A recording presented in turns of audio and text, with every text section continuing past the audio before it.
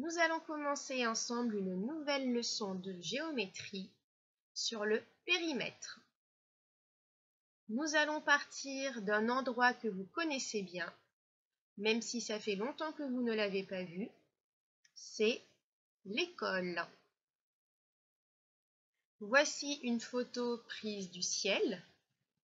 Je vous laisse vous repérer. Ici, nous avons la cour de récréation et juste là, notre classe. Si je vous montre cette photo, c'est parce que nous avons un projet, celui d'installer un grillage tout autour de l'école. Voilà où se situerait ce grillage. Et nous aimerions savoir quelle longueur de grillage il faudrait acheter pour faire le tour de l'école.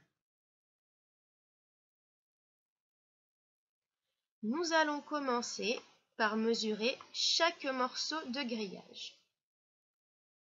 Celui-là mesure 43 mètres, 20 mètres, 15 mètres, 25 mètres, 35 mètres et 50 mètres. Maintenant qu'on a la mesure de chaque morceau, il nous faut savoir la longueur du tour. Pour ça, c'est comme si on mettait chaque morceau de grillage les uns à côté des autres. Il suffit d'additionner chaque longueur.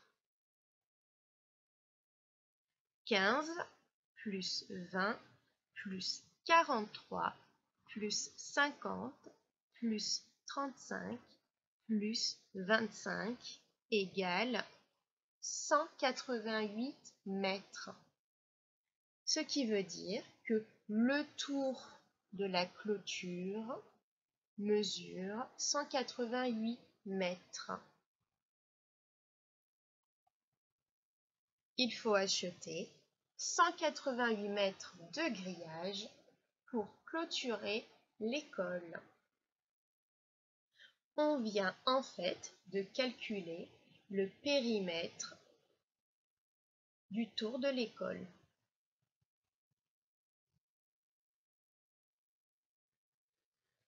Voici la leçon, c'est M16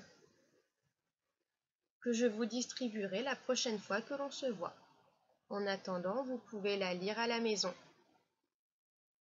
Le périmètre d'une figure, c'est la longueur de son tour.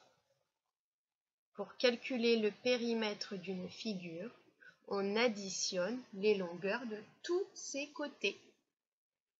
Ici, on a un rectangle. Ses largeurs mesurent 5 cm. Ses longueurs mesurent 8 cm.